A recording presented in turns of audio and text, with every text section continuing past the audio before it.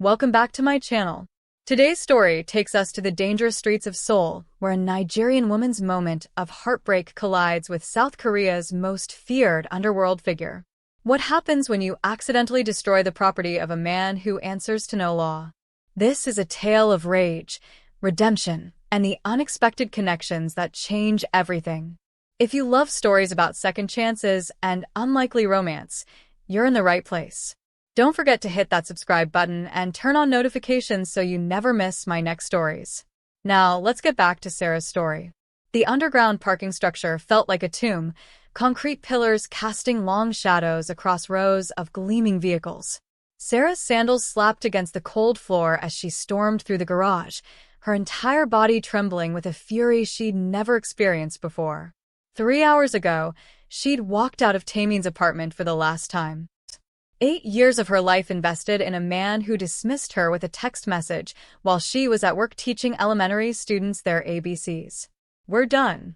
I can't do this anymore. Don't contact me." No explanation. No conversation. No acknowledgement of nearly a decade together. Just cold, clinical words on a screen that shattered everything she'd built her life around. Her vision blurred with angry tears as she spotted it.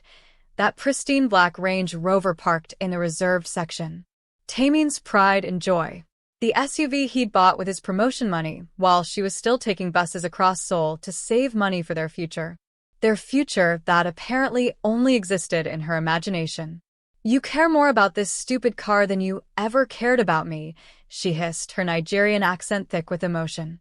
Sarah's hands shook as she unscrewed the valve cap on the front tire, her fingers clumsy with rage and heartbreak.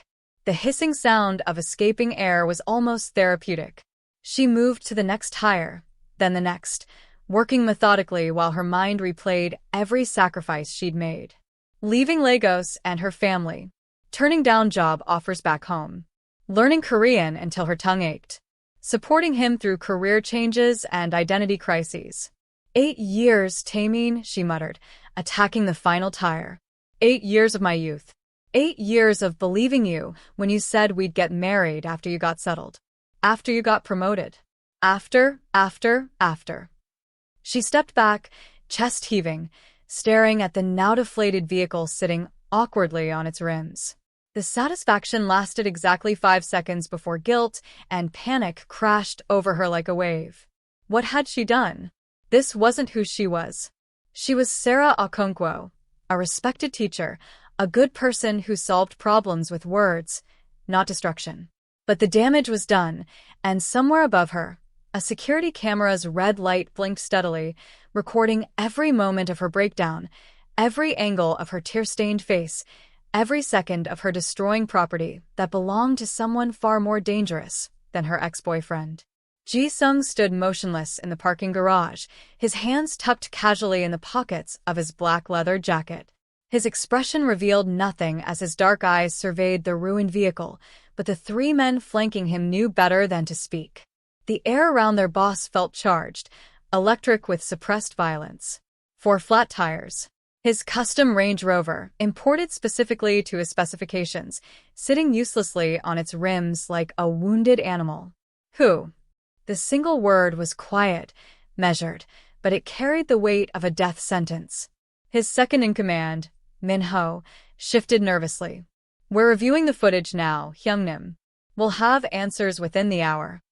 Ji-sung's jaw tightened almost imperceptibly. In his world, the shadowy underworld of Seoul where he controlled everything from protection rackets to high-stakes gambling, disrespect like this didn't happen. People knew his vehicles, knew his territory, knew better than to even breathe wrong in his direction. He'd built his reputation on swift, brutal responses to anyone who challenged him. Mercy was a weakness he'd learned to eliminate years ago. Yet something about this felt different. Personal, but misdirected. 35 minutes later, Sarah found herself in the back of a black sedan, sandwiched between 2 large men who'd appeared at her apartment door like ghosts. They hadn't heard her, hadn't even raised their voices, but the quiet threat in their politeness was somehow more terrifying than aggression would have been. "Please come with us, Miss Okonkwo. Someone wants to speak with you." Now she sat in what looked like a private office above a legitimate-looking nightclub, though she suspected the real business happened elsewhere. The man across the desk from her didn't look like the criminals in movies. No gold chains, no visible tattoos, no theatrical menace. Ji-sung looked like he could have been a CEO or a model, devastating in his casual elegance, with sharp features and eyes that seemed to see through every defense she tried to construct. "It was a mistake," Sarah blurted out, her voice cracking. "I thought it was my ex-boyfriend's car. Same make, same model, same parking garage. Taemin's car. I would never deliberately damage a stranger's property. I'm not a criminal. I'm a teacher. I teach children. I've never even gotten a parking ticket." Ji-sung leaned back in his chair, studying her with an intensity that made her skin prickle. When he finally spoke, his voice was surprisingly smooth, almost gentle. "Do I look like your ex-boyfriend?" Sarah flushed with humiliation. No. God, no. "You're..." She gestured helplessly. "You're completely different. Taller. More intense. Taemin is soft. Harmless. Nothing like you at all." One of the men behind her made a sound that might have been amusement. Ji-sung's eyes flicked toward him once, sharp as a blade, and the room fell into suffocating silence. "I can't afford to fix your car," Sarah continued desperately, her hands clasped so tightly her knuckles ached. "Looking at me, you probably already know that. But I'll do whatever it takes. I'll work 3 jobs. I'll tutor every night. I'll clean, please just don't call the police. I can't have a criminal record. My visa, my job, everything I've built here will be destroyed. Please." Ji-sung was quiet for a long moment, his fingers drumming once against the armrest. In his line of work, he'd dealt with genuine threats, with people who actually meant him harm, with competitors who tried to undermine his operations. This woman, this teacher who deflated his tires thinking they belonged to someone else, wasn't a threat. She was just broken, acting out of pain he recognized even if he'd never admit it. "You're fortunate," he finally said, his tone giving nothing away. "I'm feeling unusually generous today. Consider this forgotten." Sarah's eyes widened with shock. "You're serious?" "Just like that. Just like that," Ji-sung confirmed. "But I don't want to see your face again. Leave now, and consider yourself extremely lucky that I'm in a forgiving mood." Sarah practically stumbled to her feet, bowing awkwardly. "Thank you. Thank you so much. I promise you'll never see me again. I'll stay far away from you, and your car, and this place. Thank you." As the door closed behind her, Ji-sung stood and moved to the window overlooking the neon-lit street below. Minho cleared his throat carefully. "That was unexpected, Hyungnim. Usually I'm handling actual threats," Ji-sung interrupted quietly. "Not heartbroken teachers having emotional breakdowns. Let it go." But even as he said it, he couldn't quite shake the image of her face, the desperate fear mixed with fierce pride, the pain behind her eyes that spoke of betrayals deeper than vandalized property. For a man who'd spent years cultivating emotional distance as a survival skill, it was unsettling how her raw honesty had cut through his defenses. Sarah had never been much of a drinker. Growing up in Lagos, alcohol was for celebrations, for weddings and Christmas parties. But tonight required something stronger than her usual restraint. She found herself in a crowded bar in Itaewon, the kind of place where expats gathered and nobody judged you for drinking alone on a Tuesday night. By her 5th shot of soju, the sharp edges of her humiliation had dulled into a heavy ache that settled in her chest. She stared at the empty bottles lined up before her like evidence of her spectacular life failures.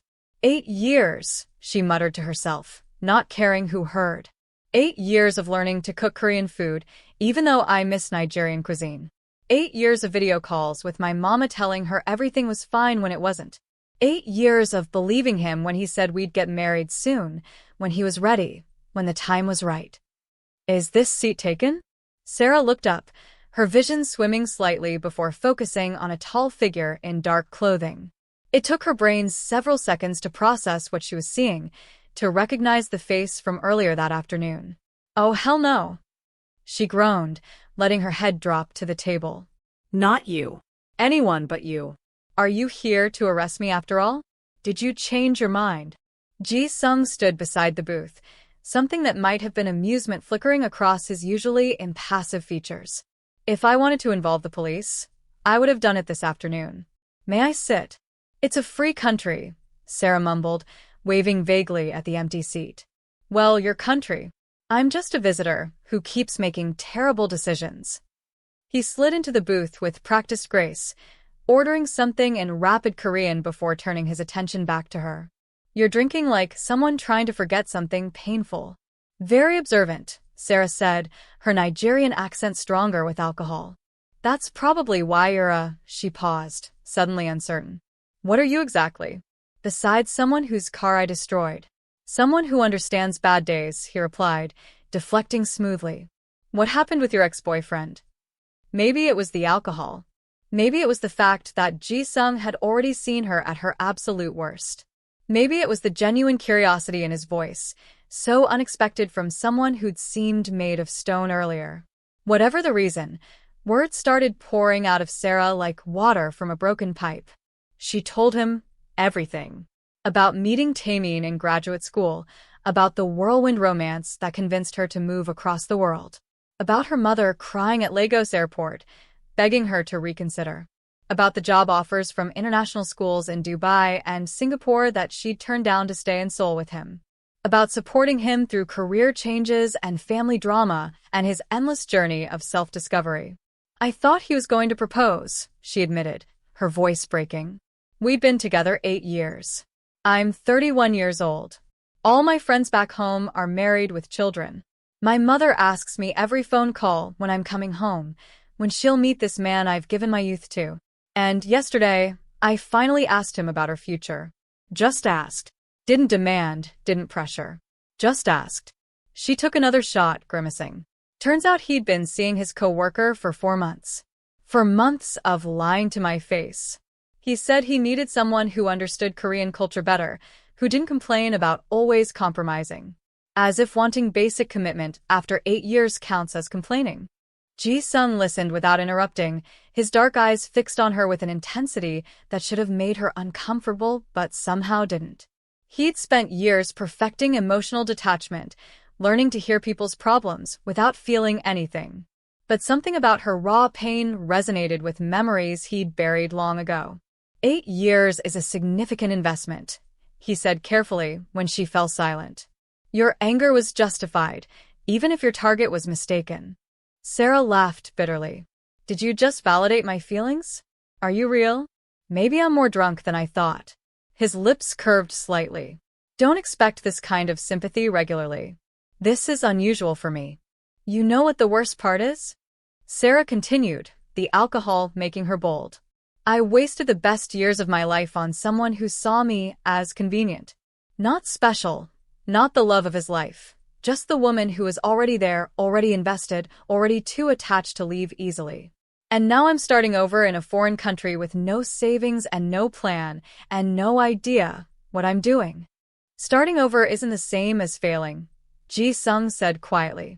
Sometimes the best things come after losing what we thought we needed. Sarah studied him through alcohol-brightened eyes. That's surprisingly deep for someone who probably does illegal things for a living. His expression didn't change, but something flickered in his eyes. You have interesting assumptions about people you've just met. They fell into companionable silence, the noise of the bar fading around them. Sarah found herself relaxing despite everything, despite the catastrophic day, despite sitting across from a man who could still make her life very difficult if he chose to. Can I ask you something? She said suddenly. Why did you let me go? You could have pressed charges, made an example of me. Why didn't you? Ji-sung was quiet for a long moment, considering his words carefully. I've been in positions where I needed mercy, even when I didn't deserve it. Maybe I'm paying that forward. By the time the bar started emptying, Sarah was definitely drunk. She stood too quickly and swayed dangerously, grabbing the table for support. Whoa. Why is everything spinning? Ji-sung rose smoothly, steadying her with a hand on her elbow. You need to go home. Where do you live? Sarah squinted at him, then giggled. You're less scary when you're blurry. Has anyone told you that you have really intense eyes? like really intense. It's probably illegal to look at people that directly. Address, Sarah. She mumbled something incomprehensible, mixing Yoruba with English and broken Korean, then slumped against him, without warning. Ji-sung sighed quietly, draping his jacket over her shoulders before guiding her outside, where his car waited. As they drove through Seoul's glittering streets, Sarah curled up in the passenger seat, mumbling about terrible ex-boyfriends and wasted years and how unfair life was. Ji-sung found himself glancing at her reflection in the window more often than necessary. For someone who'd built his life on control and emotional distance, it was deeply unsettling how this stranger was beginning to affect him. How her pain seemed to echo something in his own carefully guarded heart. When they reached her modest apartment in a neighborhood far from his usual territory, Ji-sung carried her up 2 flights of stairs because she couldn't walk straight. He found her keys, let himself in, and laid her gently on the worn couch.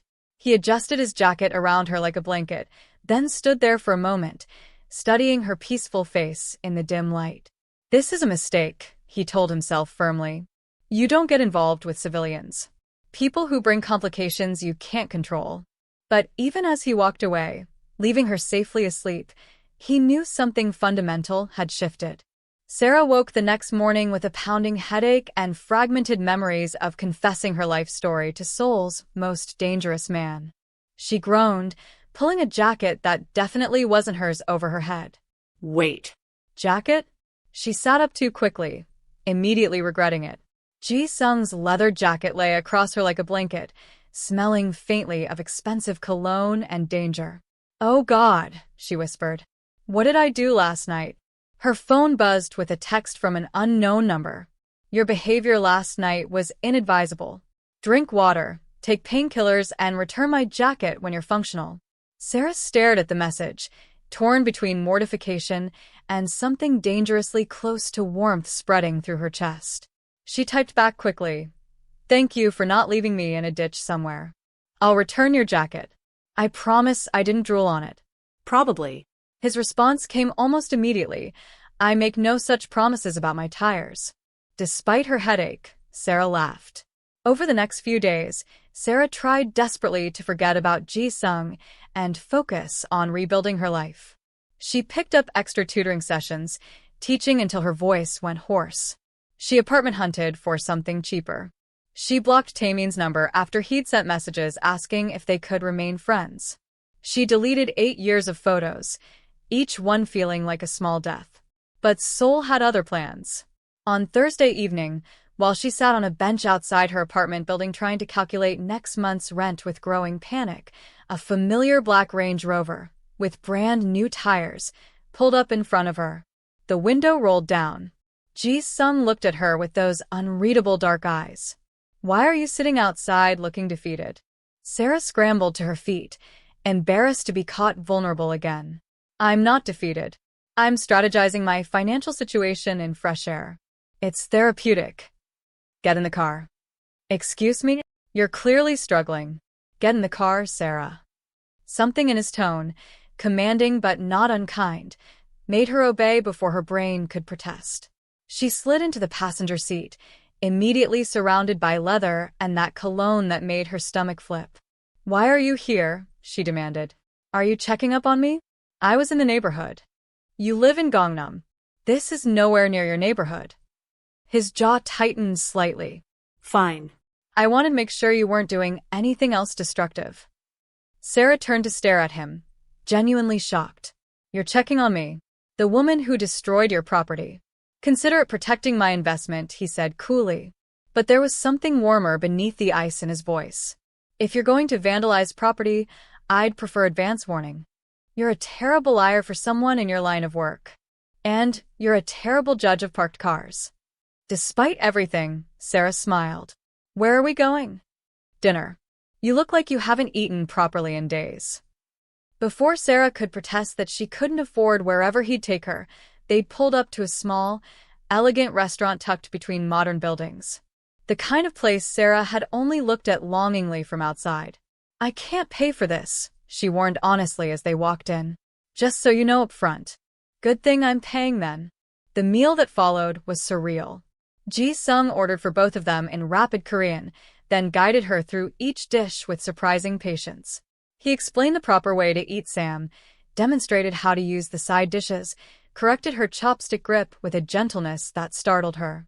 And slowly, inevitably, they started talking. Really talking.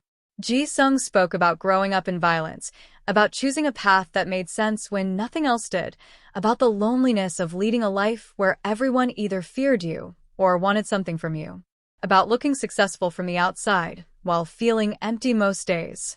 Sarah talked about leaving Nigeria, about her mother's tears at the airport, about feeling caught between two worlds and not quite belonging in either. About the terror of starting over at 31 with nothing to show for nearly a decade except heartbreak and student loans and a closet full of clothes chosen to please someone else. By the time they finished eating, something had shifted between them. The criminal and the teacher had become simply two people who understood what it meant to feel lost in a city of millions. As Ji-sung drove her home through familiar streets, Sarah broke the comfortable silence. "Why are you being kind to me after what I did?" He was quiet for a long moment.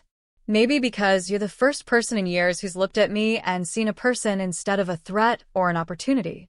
Sarah's chest tightened. "You're not as cold as you pretend to be, are you?" His hands flexed on the steering wheel. "Don't tell anyone. It would ruin my reputation entirely." When they reached her building, Sarah hesitated before getting out. "Thank you. For dinner, for everything, for not pressing charges.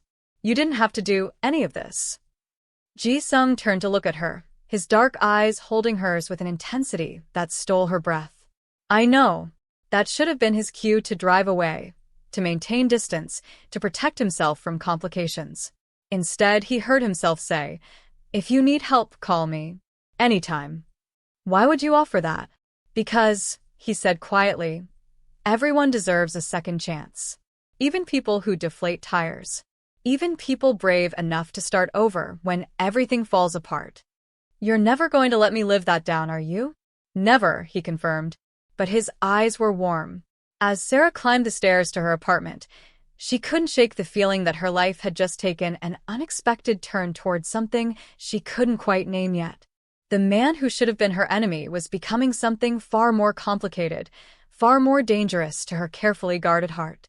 Upstairs, she found an envelope under her door that definitely hadn't been there before.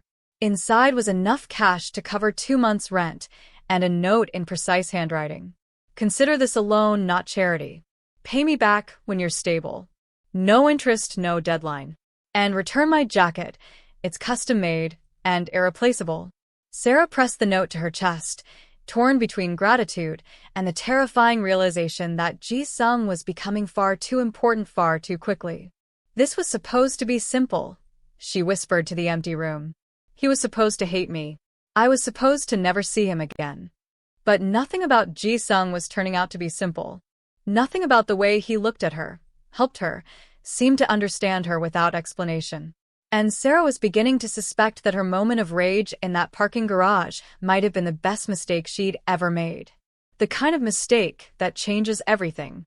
The kind that leads you exactly where you're meant to be, even if the path there involves deflated tires, unexpected mercy, and second chances you never saw coming. What do you think will happen next between Sarah and Ji-sung? Will their unexpected connection grow into something more? Will she be able to repay him? Will he admit why he really keeps showing up in her life? Find out in episode 2 coming up soon. If you're new here, I'd love to know you better. Leave me a comment and tell me where you're watching from. If you enjoyed this video, rate it from 0 to 10 and take a moment to like, subscribe, and tap the notification bell so you don't miss my next release. See you soon.